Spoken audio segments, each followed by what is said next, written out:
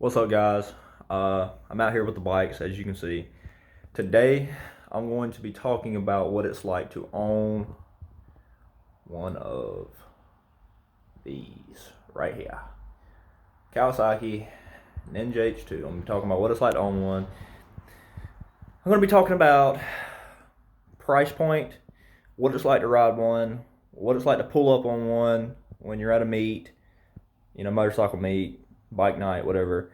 What it's like to pay for one, price point, and what it's like to race one. So stick around and learn more about that Ninja H2 if you don't own one, because a lot of people tend to love these bikes, and there's nothing wrong with that. A lot of y'all actually seem to say this is your dream bike, which is awesome.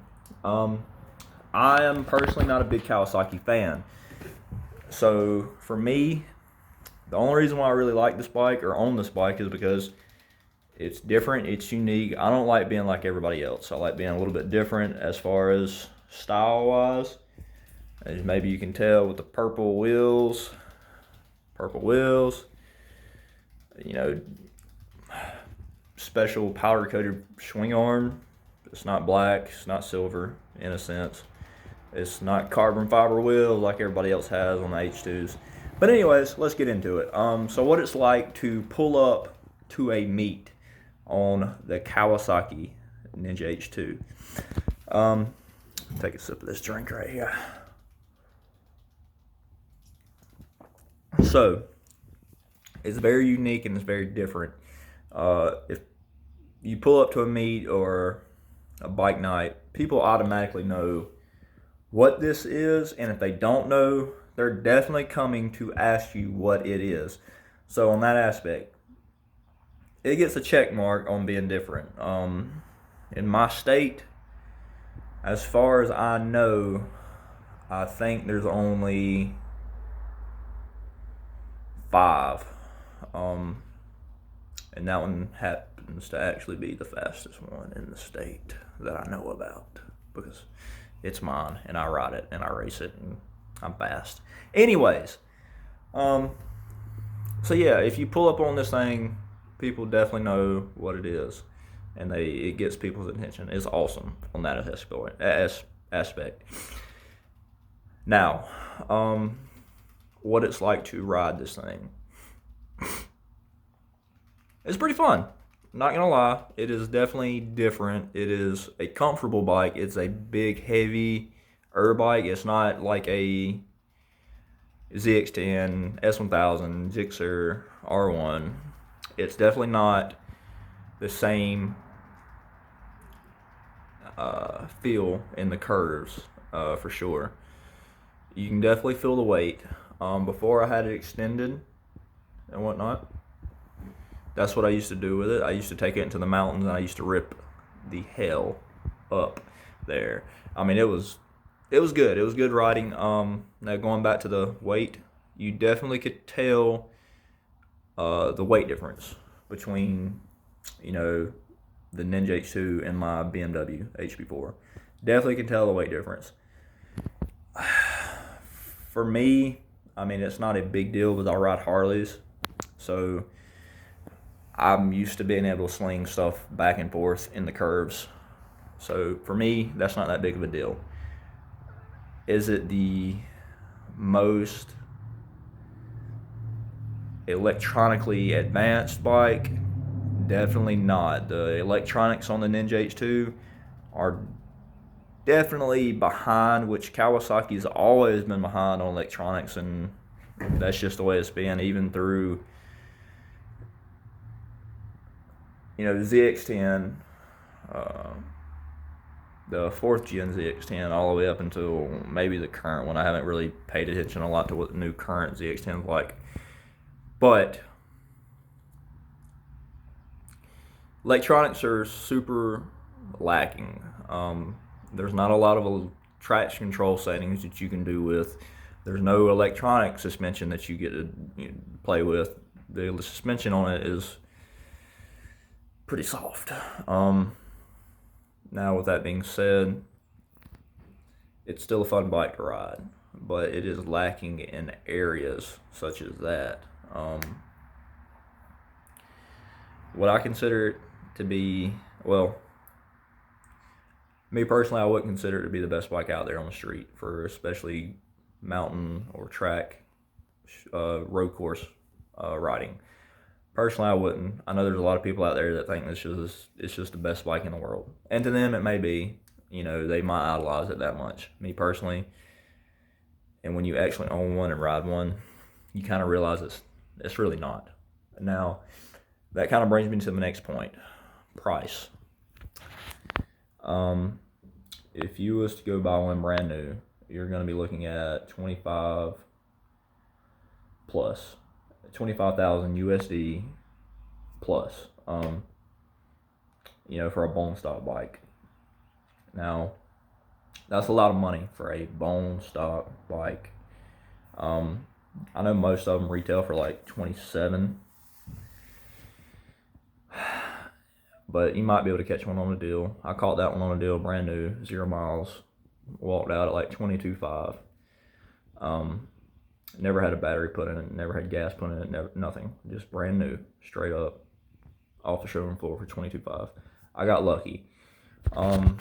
So I mean, there are occasions where you can catch deals like that, but for the most part, you're going to be paying 25 plus, more or less 27 plus. But anyways, and that brings me to the next aspect. If you want the bike to be at its potential, not the full potential, but the potential to be fast or faster, you're looking at exhaust, flash and tune, air filter, and then if you want to race it competitively, you got to have a swing arm. And yeah, so unless you just buy a cheap exhaust for this bike, which I wouldn't recommend, because cheap exhaust for these bikes just look trashy. Exhaust is going to set you back about, I bought mine for $2,400, Van Diemen, full titanium. It's going to set you back about $2,400 or more now. The flash and tune, which has been dyno tuned, is for me, I got it done for about $700. And then air filter was like $110. The swing arm, you're looking at probably if you was to buy one brand new, you're looking at about $1,000 to $1,300, depending on what brand you go with, or if you just buy a used one. And then that brings me to the next point. You got to buy a rear wheel. Oh, I can't bend my wrist that way. Anyways, rear wheel. When you extend them, you have to have a different wheel, because a single-sided swing arm has a single-sided wheel, or whatever, however you want to say it. I don't know. You can't use the same wheel, so you have to buy a different wheel, and that costs, you know, if you buy a stock ZX10 or ZX14 wheel, you probably get one for $100, $200, maybe $400 at most, maybe. I went with Moto. That was $1,100. A lot of people like to go carbon fiber, and to me, there's too many people rocking carbon fiber because it looks boring. And I personally like to be different. So, you know, $2,400 for a swing arm or a exhaust, $1,100 for a swing arm, another $1,100 for a rear wheel, and then $700 for a flash. And then you got a $110 air filter, $250 chain, and then your sprocket's going to be like $75. That's not a big deal. But then you got to buy a kickstand. Kickstand. Anyways, the point I'm making is it costs a little bit of money to upgrade these bikes just to make them potentially faster. It brings me to the next point. Spending that same amount of money to go fast. The way my bike is set up, it makes around 250 wheel horsepower, which is great for what it is. A bolt-on bike. It's great horsepower for a bolt-on bike. There's not another bike out there that makes that much horsepower to the rear wheel with basic bolt-on stuff. Now, speaking on the money aspect, which is the biggest part of the H2, speaking on the money aspect, for that same amount of money, I probably got like 27,000 in mine, no lie. Got about 27,000. For that same amount of money, you could build one hell of a Hayabusa or even a ZX14 or any other bike out there. But it just depends, again, on, do you want to be different? Do you want to pull up on something that's, not everybody's going to have? And that's what it really comes down to. Now, with that being said, if you was to take the same amount of money and put it into a Hayabusa, you build the motor on the Hayabusa, whether you want to go turbo or nitrous, you can make hell of power with that much money. 350 to 600 horsepower, to be honest, with that amount of money. And not to say that you can't build these bikes, you can build the motor on them, but you're going to spend about $10,000 on motor work. And then everybody's bike that I know that's had motor work has blown up. So is it really worth spending all that money to make maybe 100 more horsepower? Because that's about what you're going to get out of $10,000. You're going to get about 350-ish wheel horsepower, and it's going to be questionable about how long it's going to last motor-wise before it just goes boom. Now this brings me to one of the other points, I guess. Insurance. I don't know about people in other countries about how the way y'all's insurance has to be, but I know for me, insurance is ridiculous. It's $1,300 a year, full in coverage. It is some BS. My BMW HB4, which is a bike that's only been made for 2 years, so it's kind of a special edition thing. $700, $750 a year. Not too bad for a $25,000 bike, whatever. Not too bad. So insurance is definitely crazy on this H2. And then I guess my last point is more or less the most important if you enjoy racing. The bike's a great bike. It's definitely fun to race, but it puts you in such a weird category when it comes to racing because the supercharger. It's like I was trying to explain to my friend earlier today. Racing naturally aspirated 1000s, such as the Gixxer, R1, S1000, ZX10, any of the newer bikes. Racing those bikes on an H2 is like racing a 600 on a regular 1000. It's not really fun. It's kind of boring. It's like you're there, but it's not that fun. And then it's not really competitive at all. It's just not. I mean, if you can get a hold of like a max effort setup to the max, I'm talking about everything removed, weight savings to the max, been tuned crazy hella good, you might be in an interesting race. Might be. But if you're a somewhat good racer and you don't weigh 200 plus pounds, it's not going to be crazy hella hard to beat even those bikes. So at that point, it's like, okay, so you can't race, bolt-on bikes. But then you start to step up the ladder to where it's a little bit more even, to where you start racing built motor bikes, nitrous bikes, even turbo bikes. That's fun until you start really getting into people that are serious about their setups, and then at that point your stock motor, stock supercharger gear, basically stock bike can't really compete with the top level guys. So that puts you in such a weird category, like I was saying, because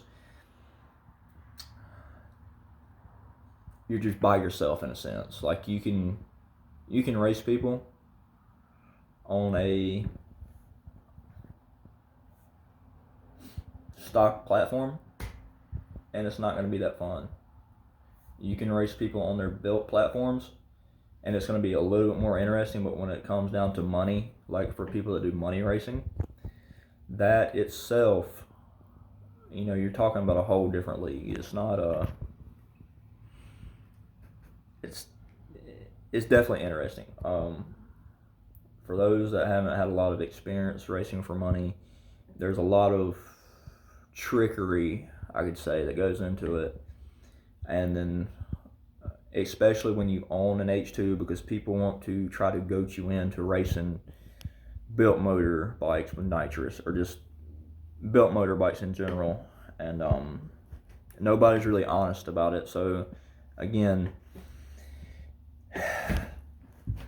you can take a Gixxer 1000, build the motor, put a big shot of nitrous on it, and it's going to make probably close to 300 horsepower, which as this, it makes 250. Most bolt-on bikes make about 250. So again, it's in a weird class by itself when it comes to racing, when it's in stock motor form. So those are basically just the main points I'd like to talk to y'all about, or talk to y'all about them. Hopefully y'all are still listening and paying attention. But yeah, that's basically it. That's kind of what the rundown is to owning an H2. And to summarize it, it's money, money, money. Fun to ride, money. Kind of fast, but money. So with that being said, should you own an H2? Should you want an H2? Should the H2 be your dream bike? Is it the best bike on the road? Those are all up to you to decide. All I can say is for myself, me personally, I wouldn't probably buy the bike if I would have known then what I know now. So those are just my words of maybe wisdom. I don't know what you would want to call that. Great bike, fun bike. It's expensive, and it puts you in a weird category, especially when you don't live in a place where there's super duper fast bikes everywhere you turn. So, but guys, I appreciate y'all staying around and listening to me complain a little bit, or talk a little bit, ramble.